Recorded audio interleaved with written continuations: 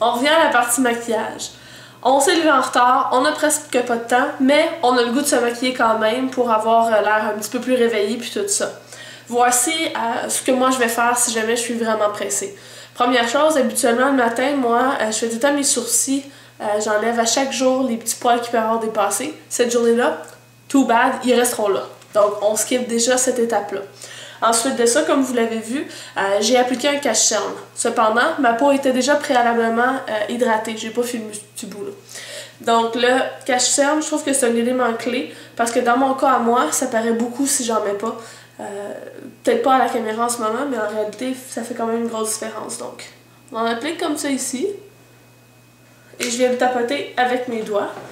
Ça va beaucoup plus rapidement avec les doigts qu'avec un pinceau quand on est pressé.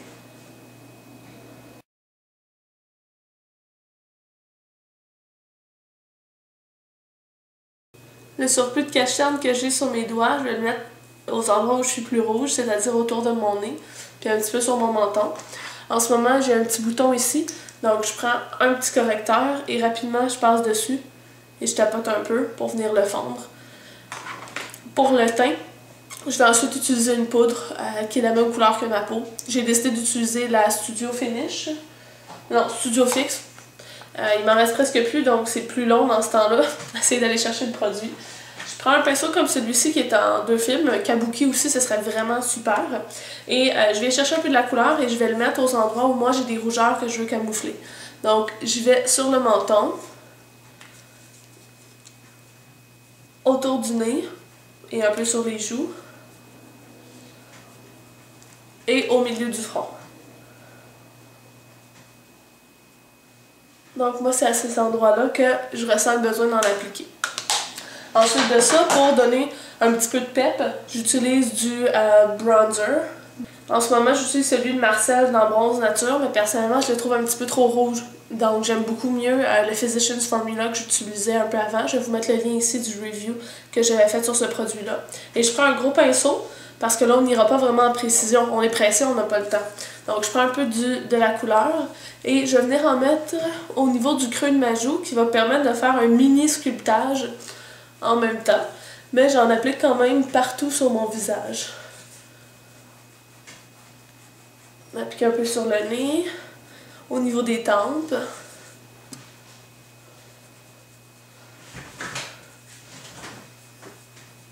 Une fois que c'est appliqué au niveau de mon visage, pour être en accord, j'en mets dans mon cou et au niveau de mon décolleté.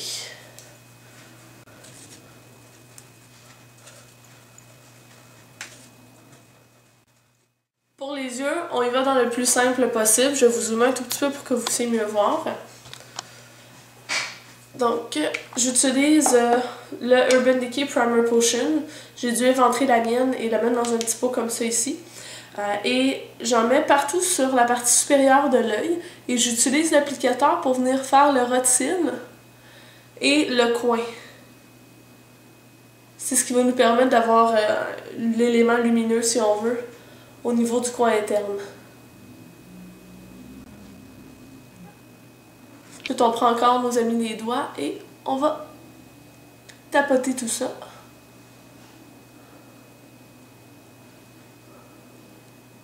Jusqu'en dessous du sourcil, ça va nous servir de touche éclat en même temps en dessous du sourcil. Une fois que ça ici est appliqué, tout ce qui nous reste, c'est définir le creux. Et pour ce faire, je vais utiliser un bronzer. Je peux utiliser le même que je viens juste d'employer ou un autre, ça dépend ce que vous avez. Je vais utiliser la couleur Trace Gold de chez MAC, qui est quand même très brillante. Et je prends un pinceau, le 224 de MAC, qui va extrêmement bien pour aller dans le creux. Bien entendu, avoir les bons outils, ça peut nous faire sauver beaucoup de temps. Donc, je prends cette couleur-là et je fais juste l'appliquer en mouvement de va-et-vient comme un essuie-glace.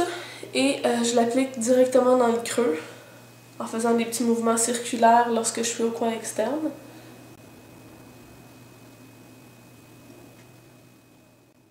Ensuite de ça, je viens prendre un pinceau biseauté et rapidement, je prends un petit peu du bronzer et je l'applique en dessous pour être en accord, mais ça c'est optionnel. Une fois qu'on a appliqué le bronzer au niveau du creux, l'étape suivante est optionnelle. En ce sens que Pour moi, c'est un élément qui se fait de façon très rapide. Si pour vous, c'est ardu de le faire, sautez tout simplement cette étape-là. C'est que je vais appliquer un eyeliner de chez MAC qui va très bien et je le fais de façon très discrète.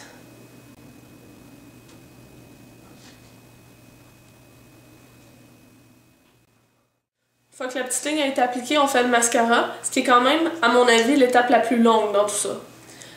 On prend un mascara qui s'applique de façon plutôt facile, pas en 8000 étapes. On met une seule couche. Et personnellement, j'en mets uniquement sur la paupière supérieure, sur les cils supérieurs.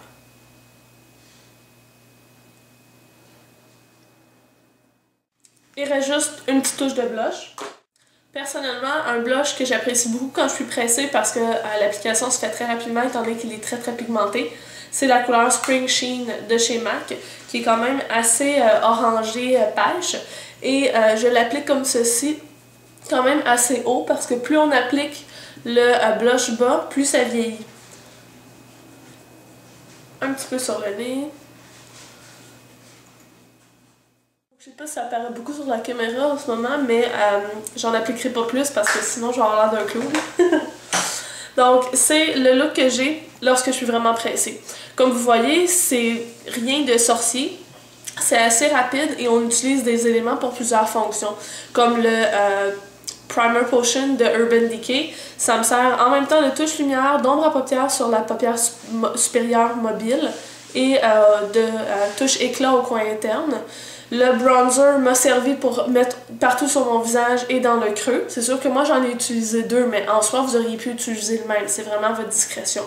On touche pas nécessairement les sourcils. C'est pour ça que ça peut être intéressant peut-être de s'en occuper de façon un petit peu plus quotidienne. Comme ça, même si on saute une journée, c'est pas la fin du monde. Aussi, je l'ai pas fait dans le premier vidéo, mais c'est super important, en tout cas pour moi, de mettre du baume pour les lèvres.